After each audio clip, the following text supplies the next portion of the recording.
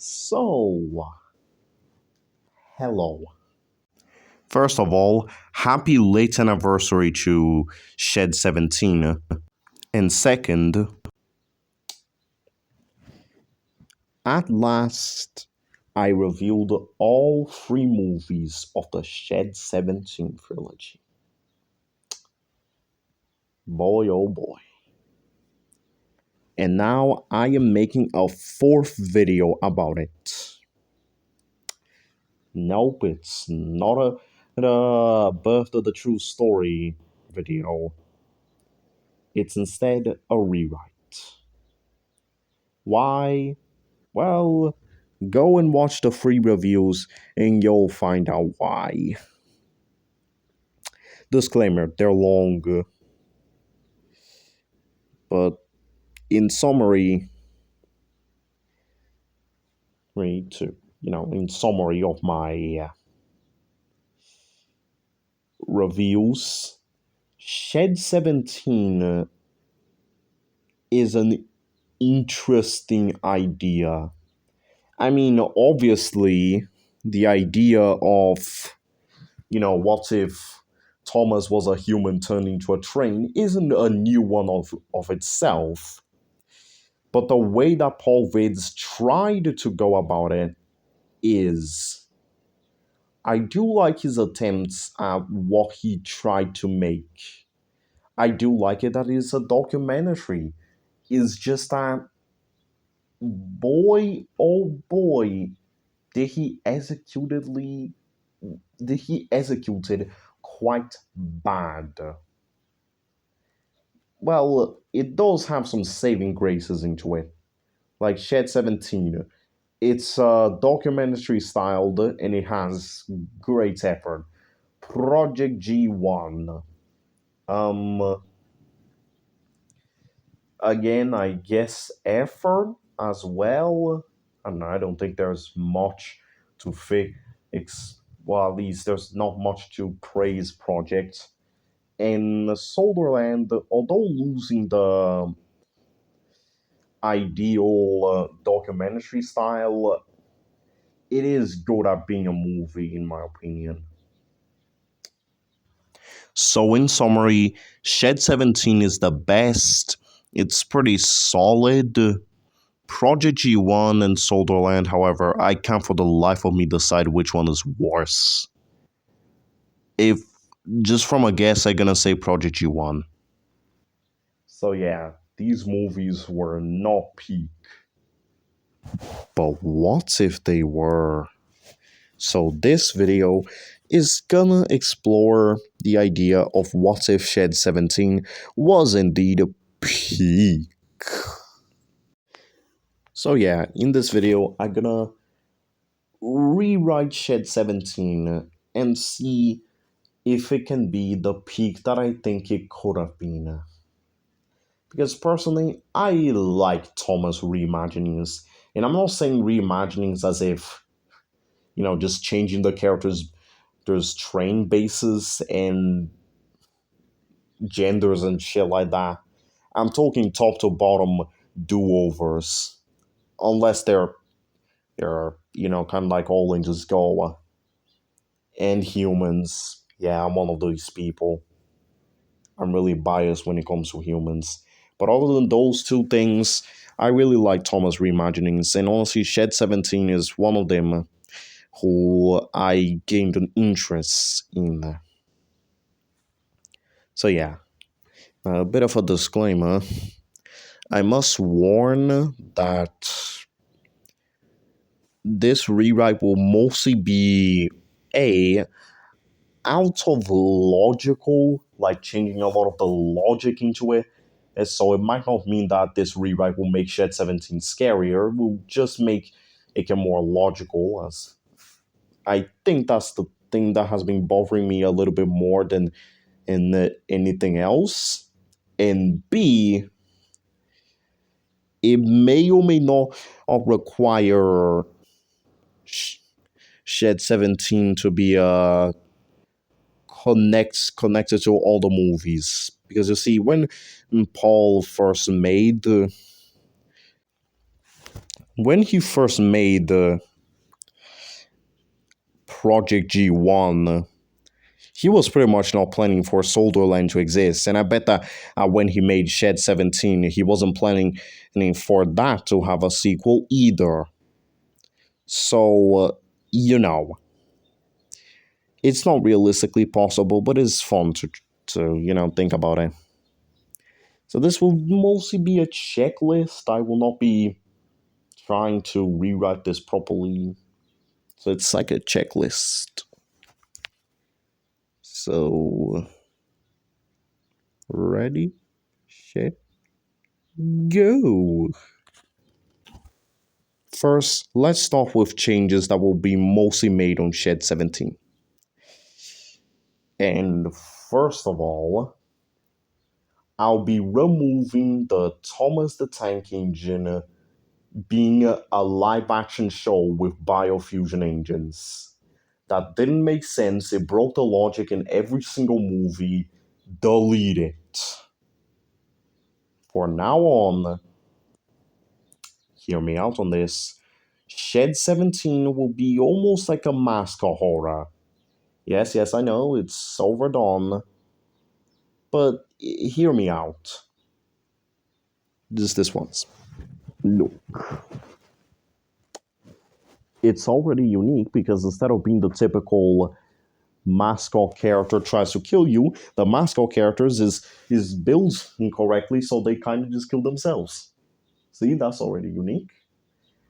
And even then, I think that Shed 17 would benefit if Thomas was a franchise first and then got biofused into a train. So, you know, it'll make sense.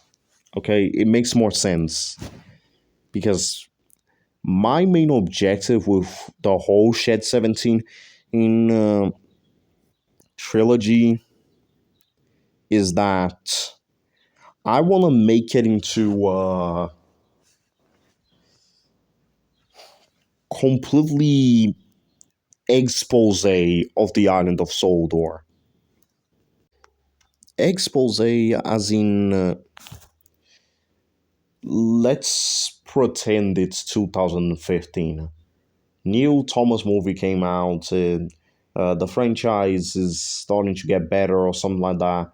We all just think that Thomas is just this normal children's show, right? And then Shed 17 just come out of nowhere and expose Soldor for what it was.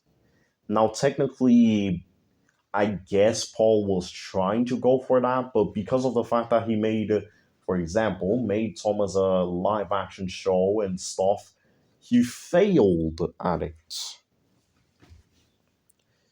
So, yeah.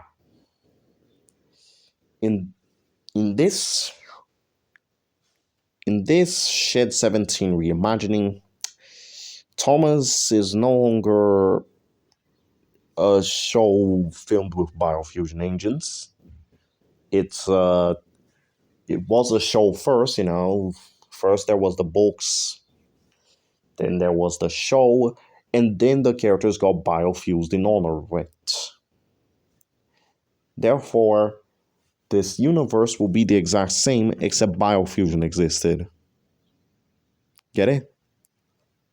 Well, I hope you do. Now, obviously, we must explain how biofusion was allowed, since now that Thomas is an IP, well, obviously we had something to the creators of the show has to have something to do with it.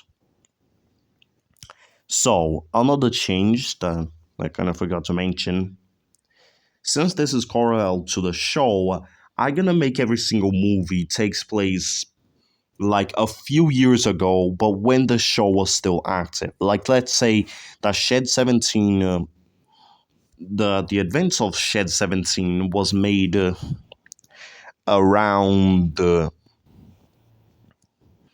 I don't know, when the first season to the third season was being made. So the show was pretty much new at the time. Project G1 was made 2 years after the third season concluded, and then it lasted like what, 4 years, and then Project G-1 being more recent. But I'll get to that later. So yeah, now that I got that out of the way, how did Brett Allcroft, according to my headcanon, let Shed 17 be a thing? And honestly, I don't know. Maybe there could have been some legal action she was taking, but she somehow lost. She didn't even got the chance to get Thomas out of this. This will hopefully explain how, well, Henry's events happen, as it's too confusing. Like, way too confusing. Another thing that I want to explore with Shed 17 is probably just a little bit more of the mechanics of sheds of biofusion. Sorry that I keep saying the wrong things and that I keep stuttering. Sorry that this video isn't edited. You just gotta understand, I just don't want this video to be out after October ends. So, bear with me. Okay, so I want to give some more explanations to Shed 17, like a possible explanation of why the engines have hands, where is the mechanical parts of the trains. You know, I just kind of wish there was a redesign of the Thomas getting out of his metal body, but if we're not going to have that, then, you know, there could be some more explanation, because again, that's what grasped me into Shed 17. Just how I just how a biofusion sounds like an interesting concept to me.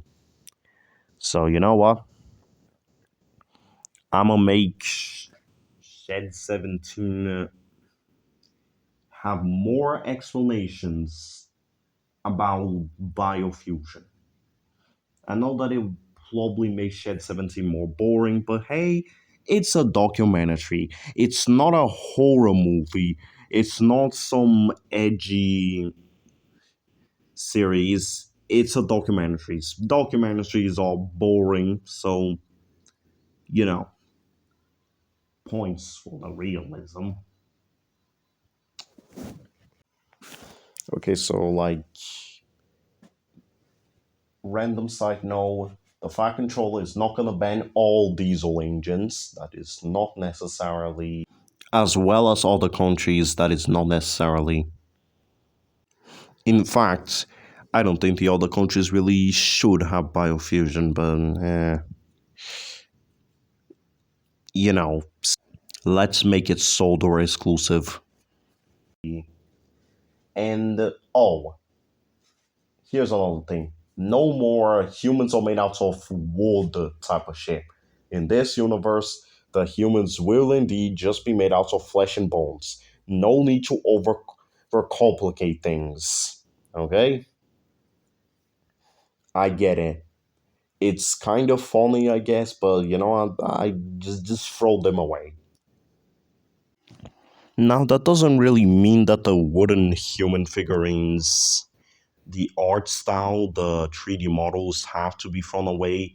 It's just that they're no longer going to be made out of wooden minifigurines. They can look like the Thomas wooden minifigurines, but they're no longer made out of wood. Also, to change one thing about biofusion, there will not be any kinds of humans where the humans have train faces. No, they're gonna have normal train faces. No, no, no. They're gonna have normal human wooden faces. God. Because of this decision, this will help and make the beginning of Shed 17 a little bit more subtle. Okay, so another thing that really sucks about Shed 17 is probably the fact that, well, there is no reason why you'd want to be biofused. Now, personally, if biofusion was real, then oh boy, I'd definitely become biofused. Like, you see everything I already made, every single model I have showcased. Well, I'm gonna sell all of that. I don't care to who. I'm just gonna sell it. Just gonna sell them all, just so I can have enough money to become biofused. I just want to be biofused because why not be a train? I like the idea. However, looking past from me, why would someone like say you would want to be biofused? Even if you had an option to what vehicle you want to be biofused, even if they allowed you to become a fucking space airship, a rocket, if they allowed you, even if they let you do that, why?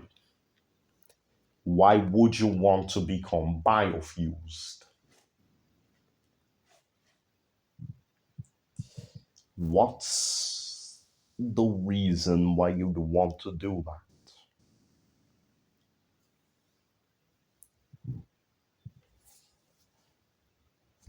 Well,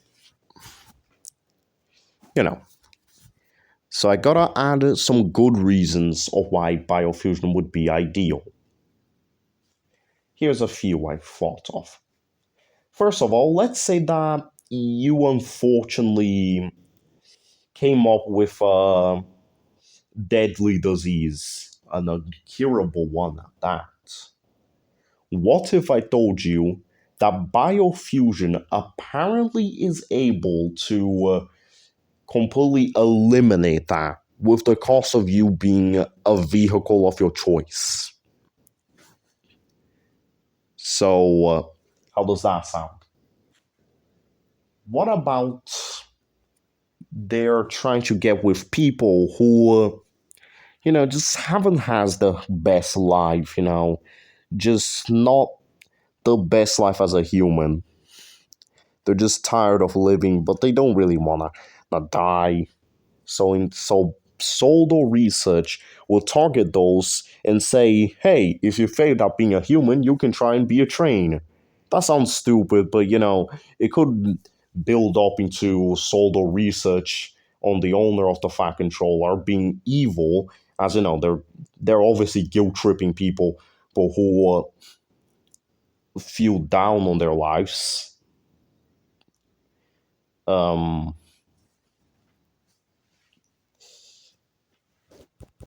Maybe you have a physical body disorder and you want to fix it. Like you lost your legs and now your life is like a living hell or something. Maybe, since in this universe, Thomas is an IP, you'd like to be your favorite character. Like, wouldn't it be nice if you were your favorite Thomas character? You can now officially be him. And best of all, there will not be any duplicate biofused. Meaning that if you were biofused into, let's say, Gordon, then you're the only Gordon. Isn't that cool? So, yeah, we just gotta add more reasons into why you'd want to be biofused. Also, because of the fact that, Thomas is an IP, the persons can now have different names. Like, a guy named Joshua became biofused into Gordon. Something like that. So, it can be more realistic now. Also, it's very important that the day that Thomas came out of his shed, he will be freaking out. Like, look, as I said, if I'd pay embarrassing a lot of money, an embarrassing amount of money, just to be biofused. Like, I wish biofusion was real. But, like, if I was turned into a train without my consent, I don't care. I'll be screaming so loud they'll have to take away my limbs and turn me into the city's new foghorn. Also, I'm gonna replace the key vomiting scenes with Thomas getting interviewed, and we're learning a little bit more of how Thomas's life is as a biofueled tank engine. And also knowing a little bit of fun facts to him, like does he eat, and if that's the case, then how much? And, stuff like that. Getting the basics of biofusion. And that can go to the other engines, like Gordon. Speaking of Gordon, boilers don't explode like that, so I'm gonna change Gordon's boiler explosion to, be more like a steam boiler explosion. He's obviously not returning in Project G1 for no reason. And finally, maybe Gordon could have been a bully of Thomas at some point.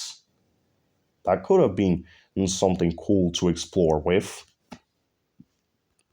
We gotta add a little bit more realism into this, in a few bits, here and there. Like, greatest example, not remaking a guy committing suicide. Also, let's throw away the whole crew thing. Crew is a works, not a scrapyard. So Henry just died by impact from the crash.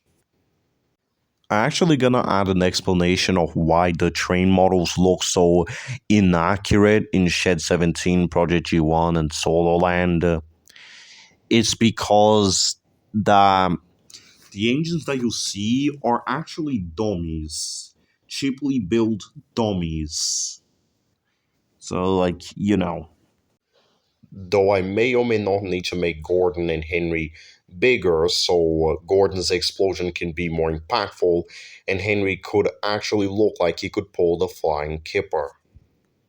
That's why they're inaccurate, and that will probably explain why a lot of these engines are also malfunctioning. It isn't just because as they're biofused incorrectly, it's also because their bodies are just not built for it. And since Thomas, I personally probably the best model out of the bunch, works so well, then I guess his biofuel self will also work well. I mean, okay, fine. This will have the problem of basically every reused clip might not making much sense. I guess we can get away with it if we just say, oh, it's just clips from the show. It's not clips from real life, but maybe that means that Paul would just have to start animating a little bit more. Uh? Okay, so now for the end scene. So first off, I think I'm gonna replace the big ass Thomas that you see in the sheds with the cyberpunk Thomas with the Sodorland redesign. This is the first instance of, Shed 17, Project G1, and Sodorland being all connected to a lot more.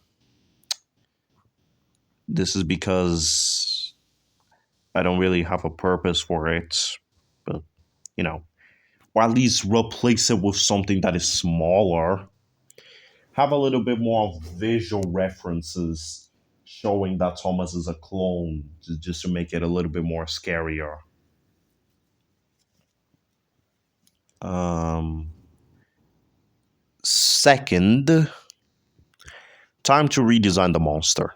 Now, preferably, I would have made it kind of similar to Douglas from Project G1, where he has skin and his face seems to be actually removable and not his actual face, except he doesn't have any limbs. However, I feel like if we redesign the monster too much, it's gonna lose all its iconic designs. So again, explaining why the monster have limbs, why it doesn't have skin would be really useful. But I at least add some eyes into the skull, and either we show some establishing shots of where the funnel and dome falls out separately, not the face with the funnel, just separately, or the funnel and dome just don't fall out at all. I'm fine with both of these. Also, it would be very nice of Thomas forcing his body out instead of simultaneously opening.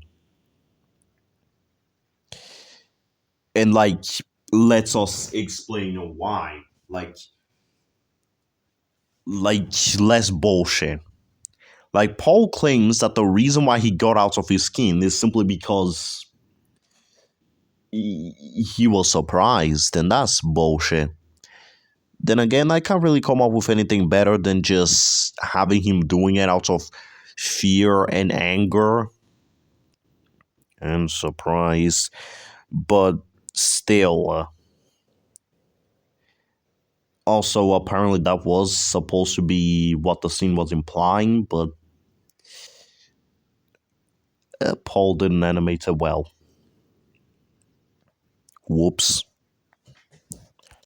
This may or may not mean that Thomas will not be screaming, no, all the time, which, isn't ideal, but it is what it is, I guess. Maybe there is a way to have him say no without it looking like his body's just simultaneously opening. Also, we gotta add a reason of why Wilhelm and Hans would actually do this. Because, why clone Thomas into a tank engine if you could always just clone him into a human? Well, there is no physical reason why in my headcanon, but there is a crazy reason. And it's not because it's crazy, it's because it's unhinged. We're going to establish in the first few minutes of the history lesson about Wilhelm and Hans is that Wilhelm and Hans are actually kind of unhinged and crazy, which is why they would biofuse Thomas into a tank engine rather than a human. Also, we needed to add a recreation scene. Like, overall, how do we even know all of this happened? Like, we gotta have a recreation, a reconstruction text, or better yet, or maybe worse, we have hidden cameras somewhere in the corners of the walls of the station, well, the sheds, I mean, where basically it shows Thomas coming out of his metal body. Otherwise, we wouldn't even know how Thomas got out of his metal body. So we gotta establish a reason of why we know this, either a reconstruction or a hidden camera. Okay, there you go. So yeah, that should be about it. Now let's focus a little bit more on Project G-1. Admittedly, I'll already say this. Just like I said in the review, I don't think that Shed 17 really needed a sequel. I think it was a fine enough turd on its own, and it could do with improving. And if it didn't have a sequel or a prequel, then, it would be easier to restore. Sure, it might make you want for more if it was actually good, but still. But let's pretend that all the movies is good, so let's get it into fixing it. Okay, so this is where I start relying more on Shed 17 being a connected, a free movie connected thing. Like, you know, in the previous way, the movies were kind of just made in whatever. None of them were really planning to have a sequel of each other. But in this, they were planned, which is already unrealistic, so I'll try to not mostly rely on that. Okay, let's go ahead and fix Project G1. Now, unlike Shed 17, Project G1 is actually kind of more complicated because it is a lot worse. Like, it has plenty of things not going for it. Like, from the top of my head, the only good thing I can really say about Project G1 is the end scene, which, it's not something that Shed 17 or Project G1 really had for it. And let's just not talk about the deleted scene, the the infamous deleted scene. So yeah, there's a lot to fix. Now let's start with the thing that has bothered me the most: the pacing, aka the coherent plot line. Let me tell you, it's booty cheeks. Like I said in my review, Shed 17, like Project G1, is the longest out of every movie. But like it feels the shortest because of how bonds the pacing is. So yeah, I'll have to fix that. Hmm. Okay, and the only way I can do that is basically moving around scenes. Like, connecting them a little bit more so they feel less thrown around. Second, try to be a little bit less fancy with how you do your camera shots and establishing scenes. This is because, again, the main appeal about Shed 17 for me is the fact that it's a documentary. And being a documentary, I wanted to just be realistic. So every time there's an unrealistic scene that feels more like a movie than a documentary, you either cut it out or explain that it's a recreation. Speaking of recreations, no more recreations about stuff that wouldn't happen. Okay? As in stuff that documentaries wouldn't remake. Like, um, gruesome stuff. Yeah. Okay, so this is where it really chimes in about the Shed 17 thing being more of a connected prequel. I'd like to move the dog fighting scene to Sodorland. I'll get to that later. I'd also like to fix up the post credit scenes with the top of hat for Owen for Sodorland. Again, I'll get to that later. But let's talk about a little bit more of Project G1 on its own, to fix it on its own without the need of you needing to watch the free movies. And it's probably more realistic that way. So, first off, it could do with removing all the comical stuff from it. Maybe not, but I'd like to make this feel more genuine. And we could definitely do with expanding about the idea of how apparently biofused organs can grow and extend. Yeah, in case you haven't seen the movies or the reviews, which I suggest you particularly watch the reviews not only to get me more views, but also because, you might not get everything. Basically, biofused cells can grow and extend. We can see examples of this, of how when Cranky was trying to turn his head around with a massive swinging ball to, destroy his logistics because of his organs expanding into the rest of his body, he kind of just broke his neck. And the more infamous case is where Smodger, while trying to remove Smodger, well, the poor chap couldn't really get out of the ground because he was already fused with the shed. Which, is kind of crazy. Not to mention, he was stuck to the ground. So, like, if Hit Logistics would have left him here, there, and Smodger would have gone on to live forever, would the whole world would just be contaminated with Smodger? As in, would the floors of the entire world just just be contaminated with Smodger? Like, every time the floor gets damaged, Smodger just screaming, "Ow!" That must have been painful. Anyway, that doesn't matter. What does matter is that this biofuel cells growing and extending was never brought up anywhere.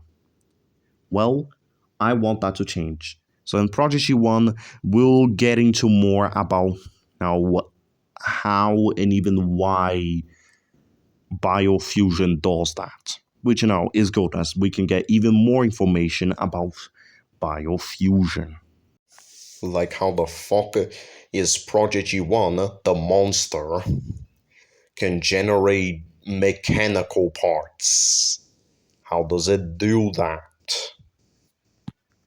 Or explain how this thing knows that there was more biofuel cells in the Blue Mountain Quarry. Oh, and also, this thing is gonna rip out all the metal bars and then suck out all the faces. Yeah, there we go. Oh, I guess I'm also removing the end credits. That doesn't make any sense. You see, when the movie ended, it started to yap about some stuff about the future, which is obviously impossible. As I want Shed 17 to be more realistic, this will be removed. There will be no little moment with text saying in 2030 Sodor was a refuge for engines. No, there's nothing of that. We just don't know this. So, no. Or maybe not, because actually I want to make Sodorland takes place a little bit sooner. And sooner, I mean probably even earlier than Sodorland, but still modern.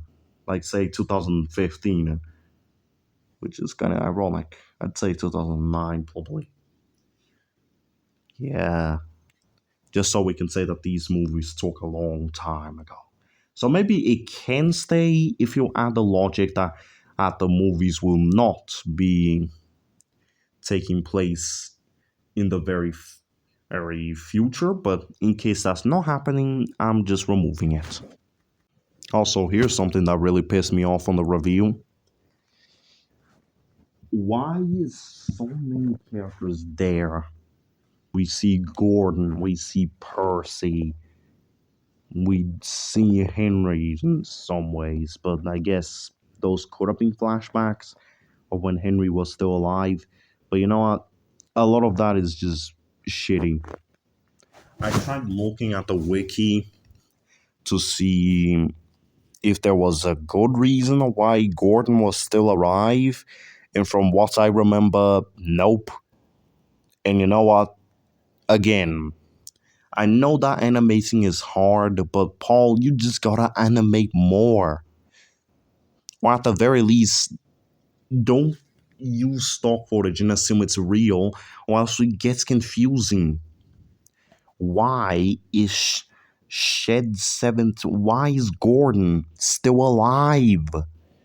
Or was this before Gordon was alive, was dead?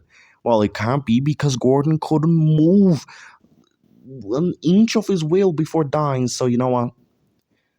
Paul, just stop being lazy. You gotta do some more animation, or at least have the decency of using this as stock footage. Because as I said, the Shed 17, it's no longer a live action show. It's the same show as always. It was the model series show, except biofusion was real. So you can just get away with just simply saying, "Oh, this is stock footage," because footage of biofused engines is rare, which is bullshit, but and it's what you can do.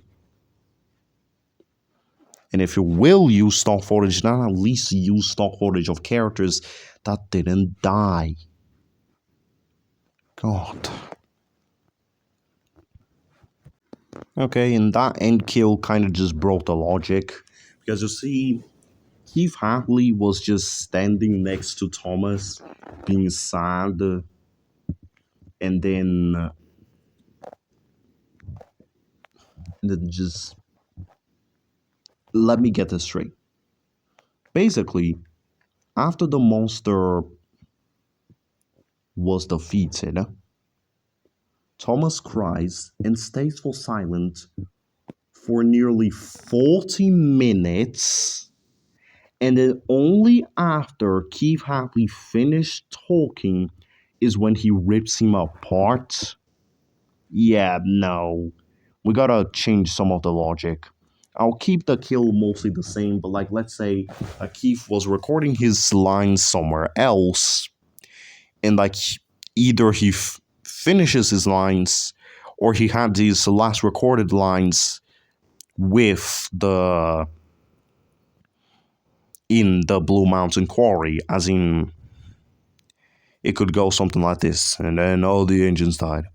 Okay, now I am in the Blue Mountain Quarry to see what happened to the beloved tank engine that I saw all those years before. So, we're establishing that after Keith was done with his lines on one single location, he's gonna go to the Blue Mountain Quarry. I guess that could come with an explanation of, the reason why Thomas ripped him apart is because he blamed him because he heard everything he was saying. But on the other side, hmm, I don't know. That still feels illogical how Thomas was just sitting there in silence, doing absolutely nothing. I guess it was a cool plot twist, I think, but And if we really have to, we could make the quarry scene take place as soon as the quarry gets introduced.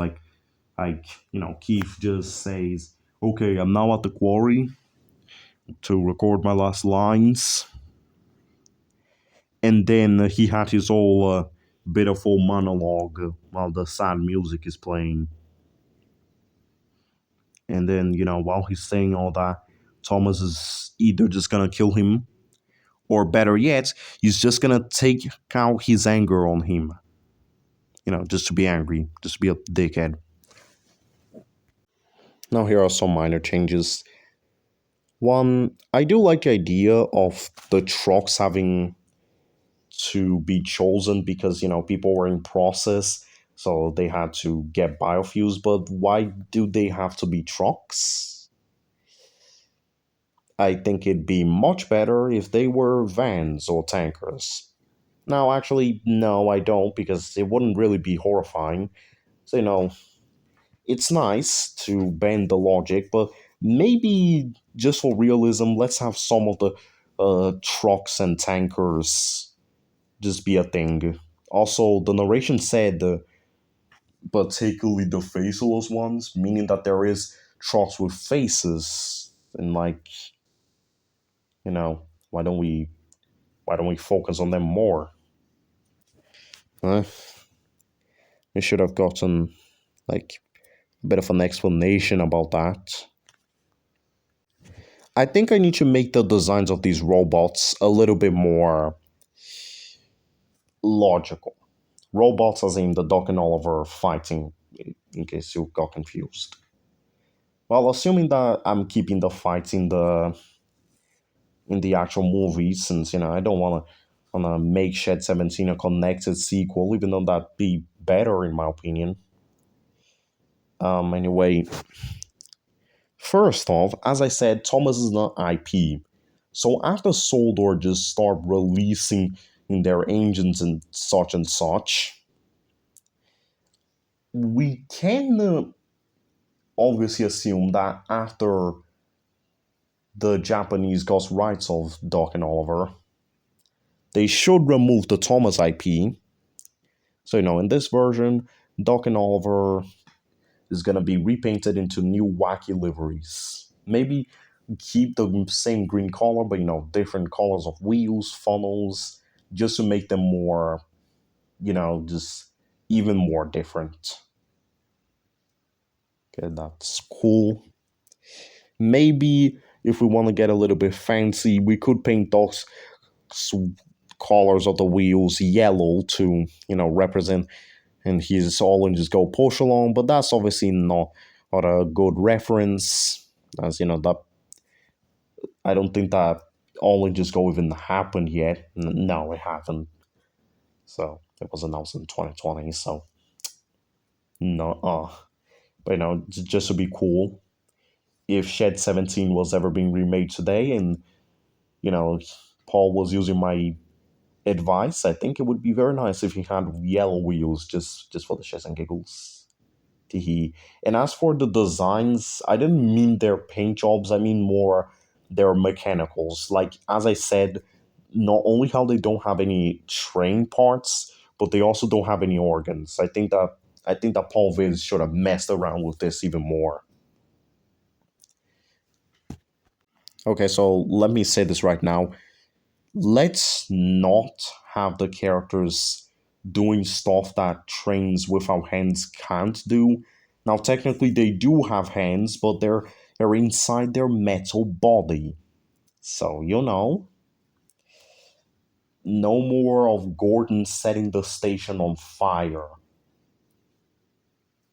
Okay? Okay, so this is where I have to explain the timeline.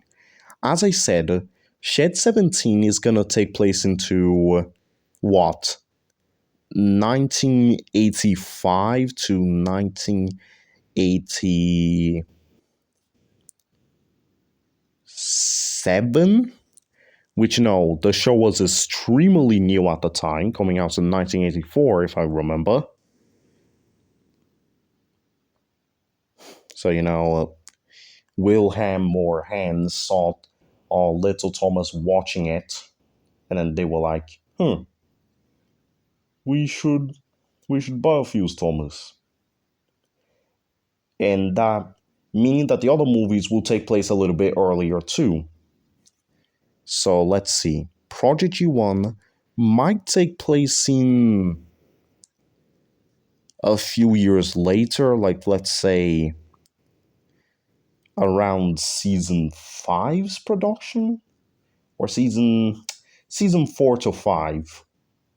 And then this movie, Sodorland, is straight up gonna take place in when the CGI era was gonna get introduced. Got it? Now, because of this, I'm sorry to say, Ferdinand's not gonna be in the movie. Boo hoo. But also, I don't think there's any logical way of introducing Smodger into this. Like, it's already bad enough that you'd want to be a vehicle or a crane. So, you know, we could always just remove Smodger. We just have to remove Smodger. Who wants to be a generator? And even if you say, oh, maybe he was just biofusing to an engine anyway, and then he was turned into a biofused generator later, but that doesn't make any sense. Why would you do that? If these trains are supposed to be a heritage line in a way, that's how I see it, then, uh, that doesn't really make sense of Smudger being used for such a utility task. So I'm sorry to say, Alone Star with Ferdinand. Smudger will just not be in the movie. What a shame. Okay, so here's what I'm thinking for the end scene to explain why the monster didn't move out of the way. So the monster comes about, just doing its own business, always looking for the more biofuel cells.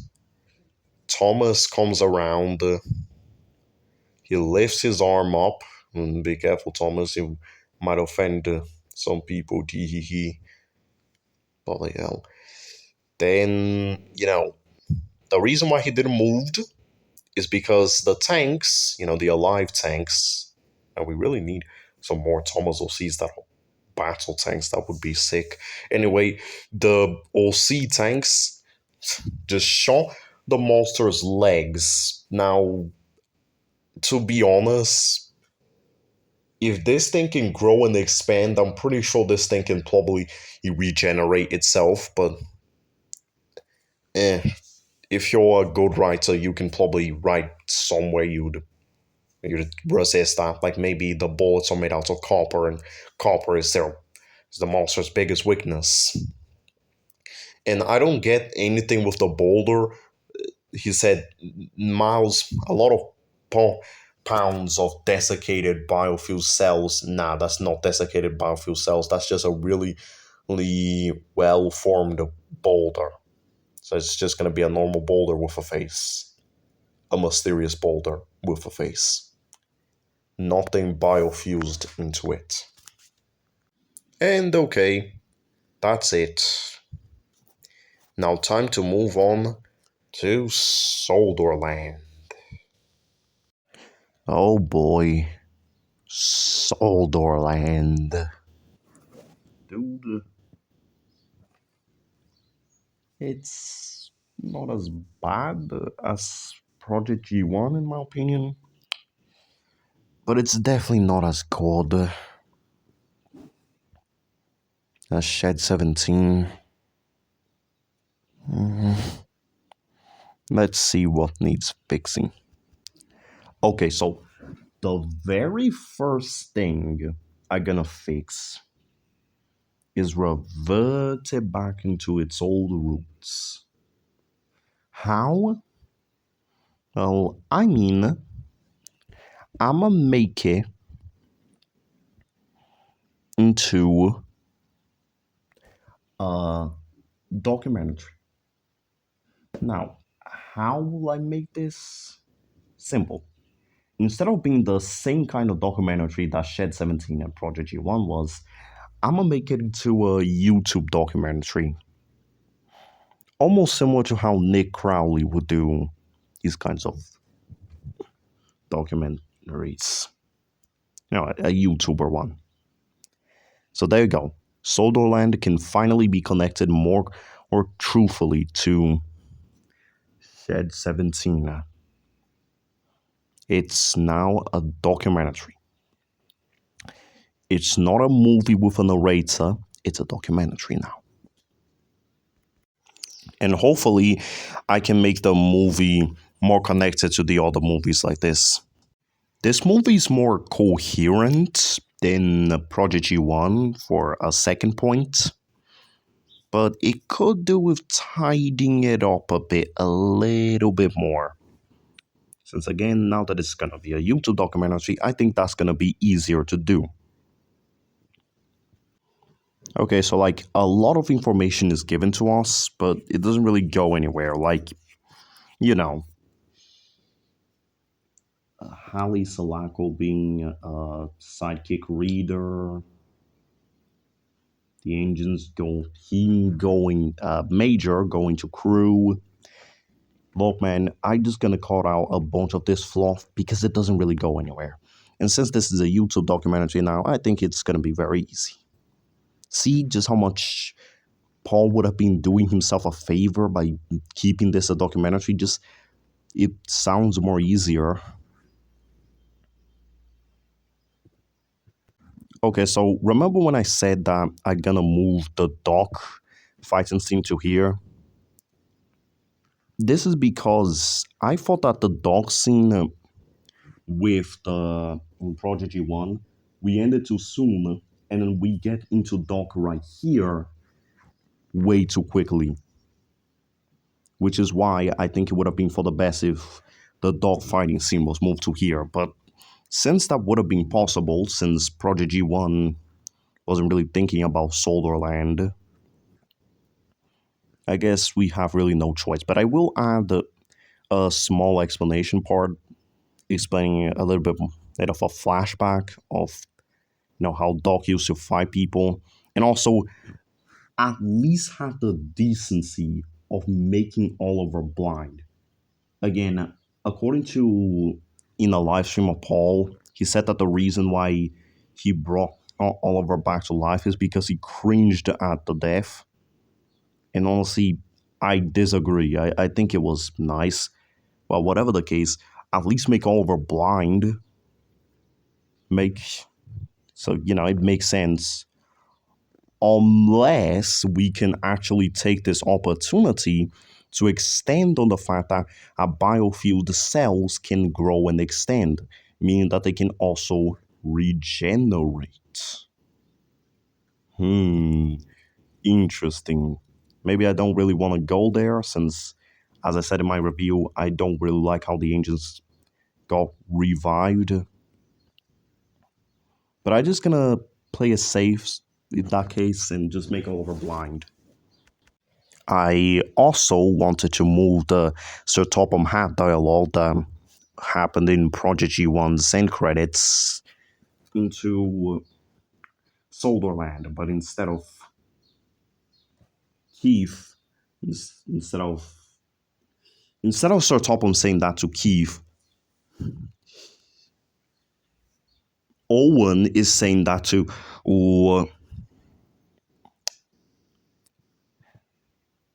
Major. Sorry, I keep forgetting the name of the characters. Whoops. Teehee. So yeah, instead of Keith with Sir Topham, it's Major with Owen. Now, here's where things get interesting. In the end of Project G1, we learned that basically Sir Topham, Keith was turned into a truck.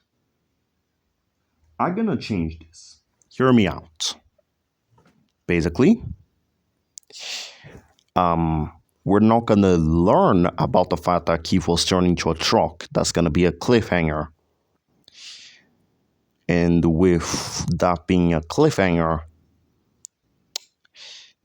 we don't know. And then after we go into Sodorland, we're gonna get into the scene where Major, out of fury, kills all the troublesome trucks on fire. And then later on, in the end of the movie, when Major comes up to the sheds and see a bunch of trucks, and then you know, he confronts Owen saying and shit like, "Oh, you killed my dad. My dad's been dead for all this time. I'm doing this for my dad." And then Owen's gonna say, "Dead? Mr. Hartley, your father is not dead. He's been alive all this time. And you killed him." Then Major, alongside with the audience, is gonna get all confused. Like, what do you mean? He points to all those burned trucks that are there for some reason, and then said, "Who do you think that those trucks are?" He looks. Uh, don't that truck over there is your father. He set his father on fire out of fury because it was stupid. There you go, big plot twist. Major falls to the ground in on the final rage. He shots the glass behind him, and then you know Keith. No, not Keith. Owen shoots him, and in this version, he just straight up died because there is no Thomas Jesus inside the tank. There was just acid. And Owen also died the same way that he died in the actual movie. He just died being on acid, and Major just died overall. Major just died of a gun. Bullet.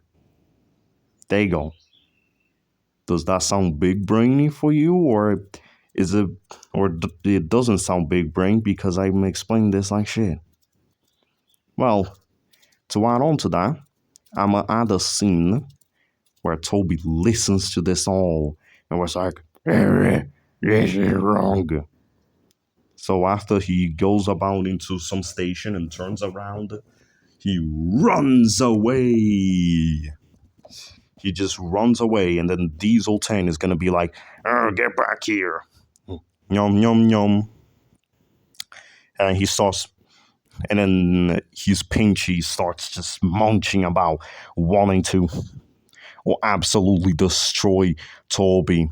And then how did Toby escaped? Well, basically, he runs away from the suspension bridge, which I'll add for this version of the movie.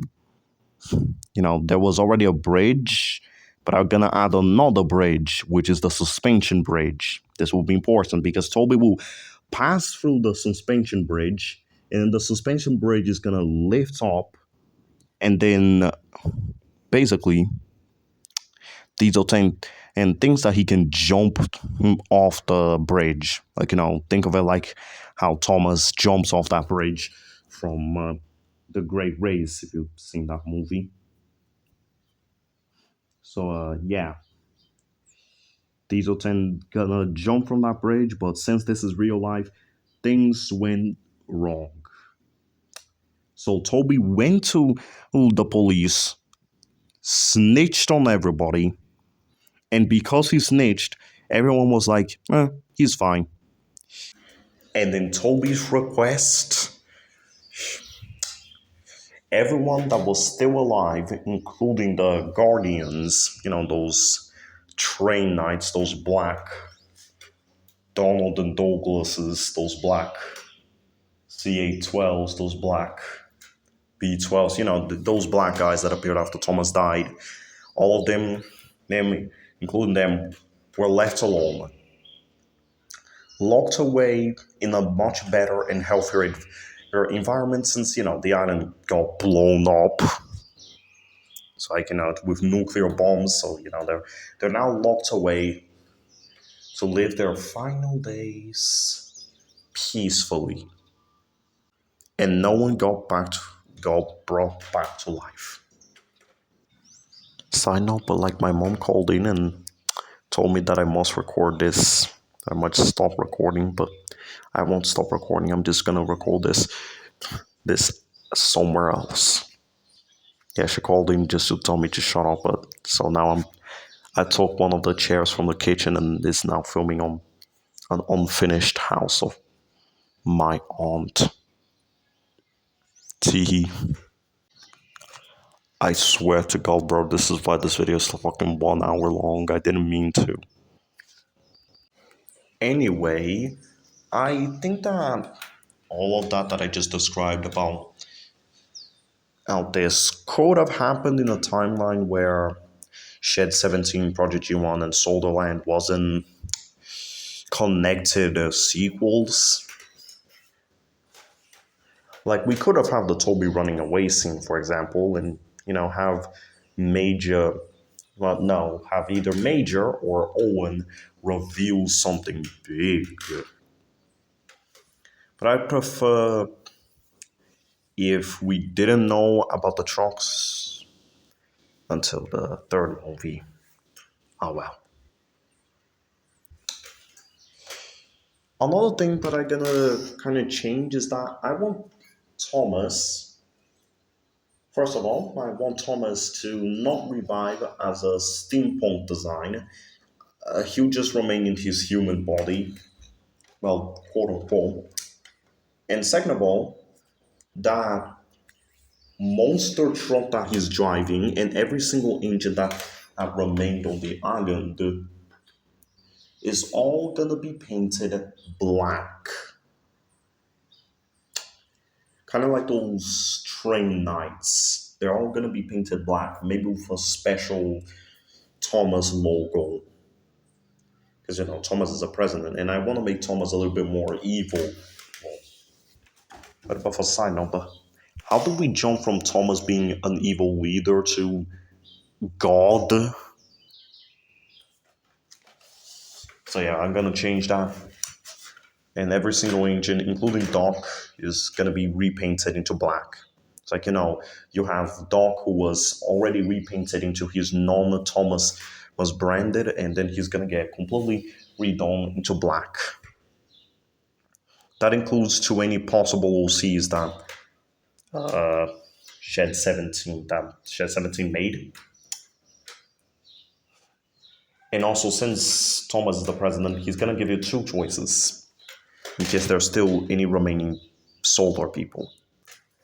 You A, either become biofused, or B, become the scientist to become biofused.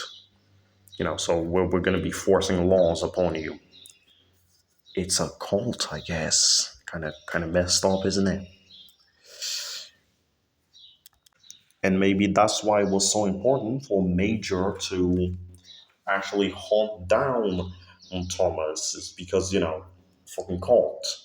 Also, about OCs, I don't think they should be introduced. Like again, let's time lapse here. Shed 17, season 1 through 3. Season 1 on through 3, the years that took season 1 through 3. Project G1. I'd like it to take like what? 2008 to 2009?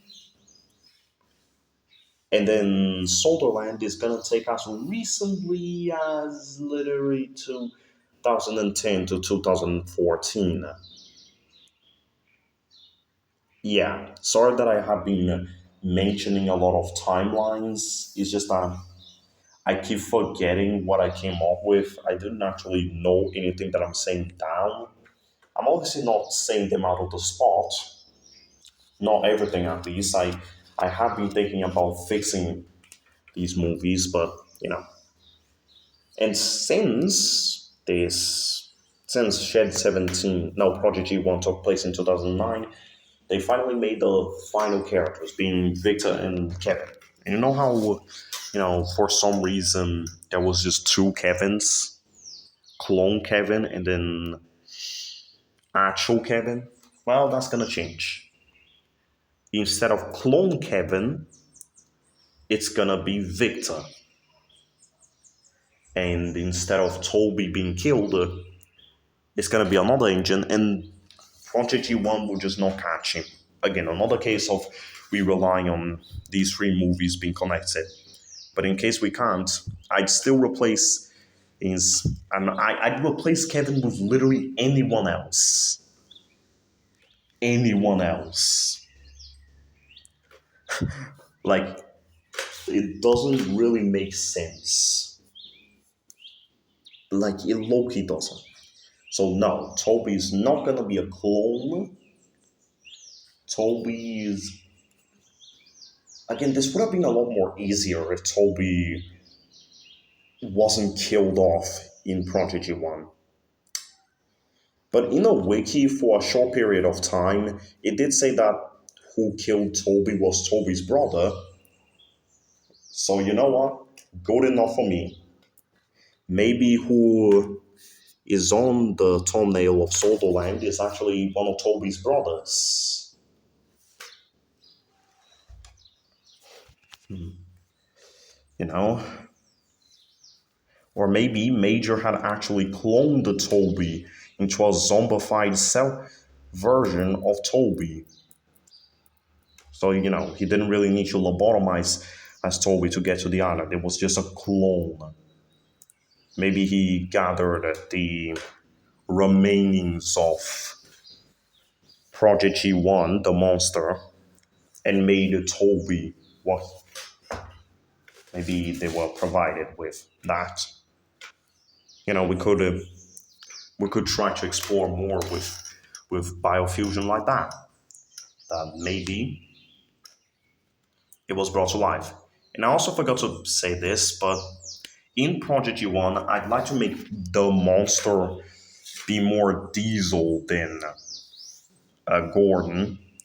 The reason why I'm making this is because I think that Diesel deserved more focus. I mean, he's on the thumbnail, he lost his wife, he even is the reason why the cells got all messed up. So, yeah. He's the reason why Project G1 should be the monster. Diesel should be the monster. So I guess we should call it Project D1, am I right? T. So we're probably gonna have to extend a little bit more on how Toby was brought to life instead of him either being a brother or a clone. I guess we could maybe apply the same logic to Kevin. I don't know. The way I had it, I don't think I'd even introduce Kevin. I'd replace him with someone else. But that does give me an idea. If we're keeping Kevin, then, maybe have Victor be his biological father, a father and son who got biofused. Or maybe, since Project G1 introduced characters like Cheston, Pakari, fucking Choppy, at some point, Shed 17 started to allow more OCs being made. So, like, if you pay even more than you already did, you can become your own character. Doesn't that sound cool? Another reason why you'd want to become biofused. You can become your own persona. Also, I will say this right now. I'm gonna put this information about you wanting to become your own OCs in Project G1. This will actually help Project G1, as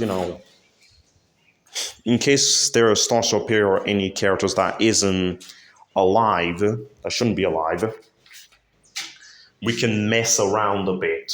We can mess around a bit. And say that maybe every time that Gordon's on screen, no, that's not Gordon, that's just the Symphony, the big engine. So, with some little editing, you could actually go a long way.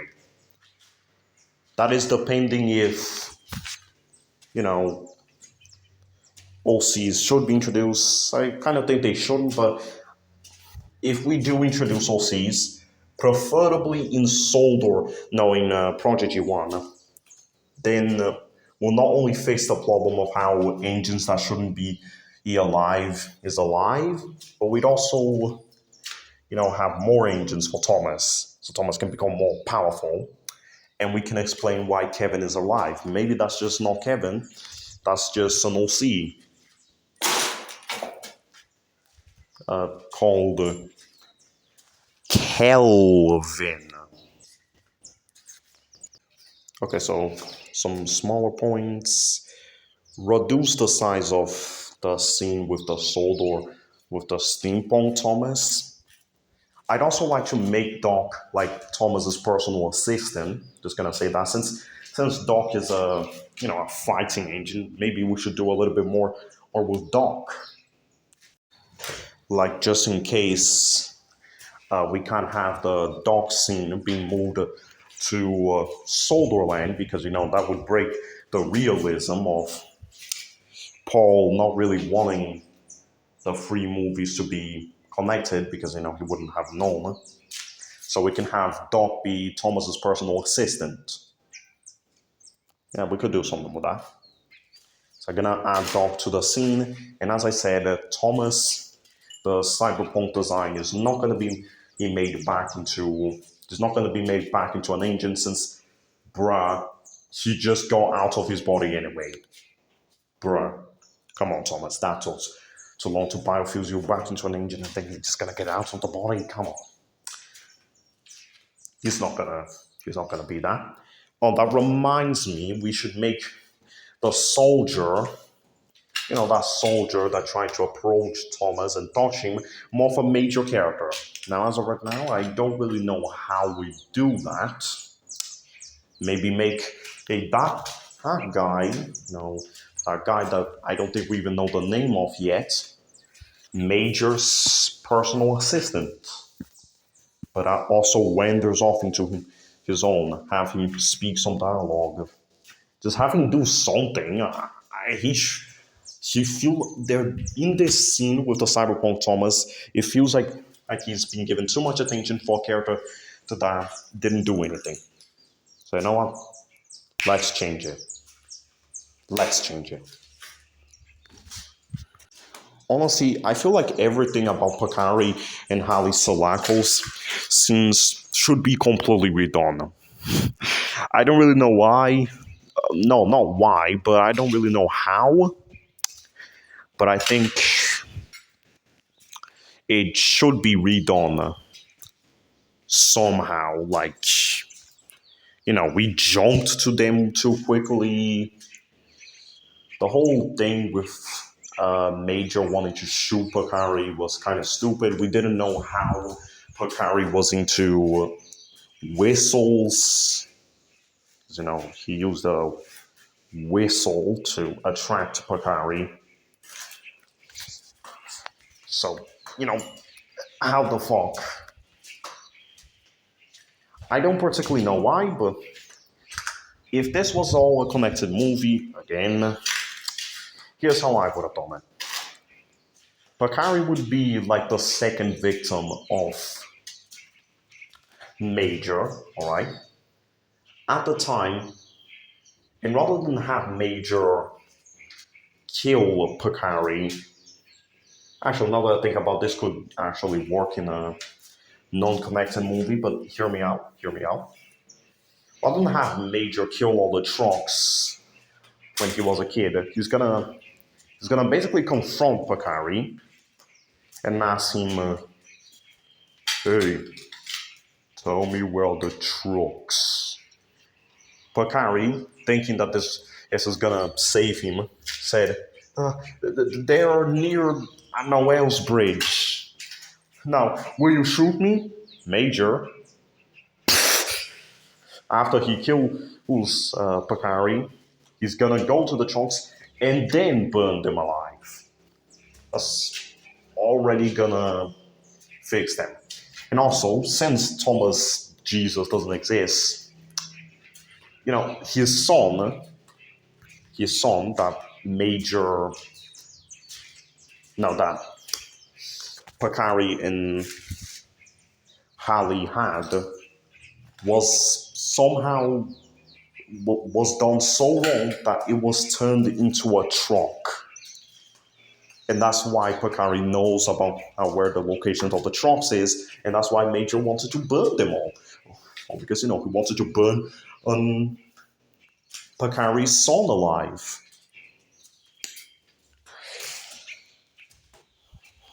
And then, we gotta have a little bit more of explanation. Like, let's extend a little bit more about Hali being able to do sidekick readings of something. Let's have a little bit more information given to us about Pakari. Anything to make it more balanced, I guess. Just to make the movie more interesting. That interesting aspect that I so much love. Small side note, I don't think that this really needs to change, but I like to think that rather than the scientists just biofusing Diesel 10 and not knowing that Terry was actually actually had split personality disorder, or then they just didn't know. Maybe it was just the scientists being stupid, and they wanted to actually we try to think that maybe we can separate it. His split personality disorders using biofusion. Another advantage of biofusion. But then it went wrong. Ding. I don't think that those nuclear bombs that was dropped into the island really needed to be biofused. That was unnecessarily. If boilers run dry, they'll explode. So Cheston should have died of boiler explosion. But no, that doesn't matter. What really matters is the fact that bloody hell, Diesel 10 and Kevin has way too similar voices. We have to change this. Look, man, Paul, you either hire someone else or you change your voice. Like, use a voice changer if necessary. Like, hell, even in Project G-1, Diesel 10 sounded much different. He sounded more like this instead of more like this. So, use that voice. God, it would have been easier if Thomas had lip syncing. Okay, so about the end scene. I already established on how I wanted the end scene to go. So, in case I don't want to really remake this three movies into the connected prequel, basically, after Toby arrives to Shed 17, Major and Owen is gonna reveal at least Owen is gonna reveal all the lies that biofusion has been telling, like the advantages were either a lie or that, yada yada yada. And then after both of them dies in there, Toby's gonna run away to snitch on biofusion, and then Diesel 10 gonna chase them all. I already told you that. Here are some other gripes with the end scene. Why was Shed 17 redesigned? I guess my guess is that Paul lost the files of Shed 17, or he didn't even like the model, which is understandable. I don't like it that much either, but it's iconic, so I'm gonna change it back. Let's reverse the effect. How? We'll just remake the shed from scratch exactly how it was. Now we're just gonna make solo research all over again. Small side note. If I only could change one thing about Project G1, well, not Project, Sodorland, I'd probably make Thomas into Lady. That's all I'm gonna say. Just give her some clothes and then, she's gonna be all good. Also, remember how there was just a bunch of random guys that weren't there before, frozen by the biofuel cells? Well, these guys are getting the fuck out of there. They weren't there before, so they're not gonna be here. And yeah, that's pretty much it. And with that, I officially fixed Shed 17, Project G1, and Sodorland. Ugh, what a journey that was. Just a bunch of brainstorming, reading out all the points I made. Wow. Just wow. In conclusion, Shed 17, the whole prequel, is not a really good set of movies, but in my opinion, it had potential to be interesting. At least as far as I'm concerned. I like it. I like it for what it could have been. It's nice to have a break from all those Brit Allcroft inspired stories. It's nice to have a break from those Reverend Wilbur Awdry levels of realism. It's nice to have a break from the comedies of Andrew Brenner's Mattel Thomas stuff. It's nice to have a break from tradition like Shed 17. It's just nice. It's nice when we have complete reimaginings like this. Like, come on, Shed 17 is literally the type of way that I'll ever accept Thomas the Tank Engine characters as humans, and I bet that is probably how you'd accept them too. I know that humans being turned into trains isn't a new thing, but I like how Paul Vids tried to make it interesting. It's just that he needed to try a little bit more. Personally, I think that this video is what he should have tried. Of course, I am not a good writer.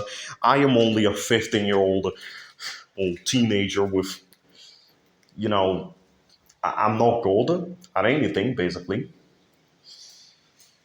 So who am I to say that the works of a literal 40-year-old is better than what I can do? I'm just a neurodivergent version boy. I'm nothing. I don't really have anything else to say. So, you know, it's been fun. Sorry that this video was like 1 hour and several minutes long. I didn't really intend for this video to be this long.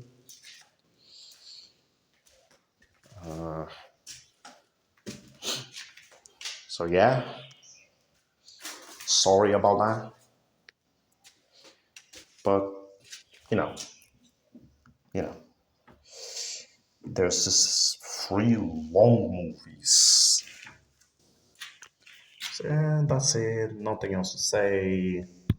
So bye. Have a great rest of your day, afternoon, evening, night, midnight, midday, mid afternoon, mid evening, mid. Goodbye.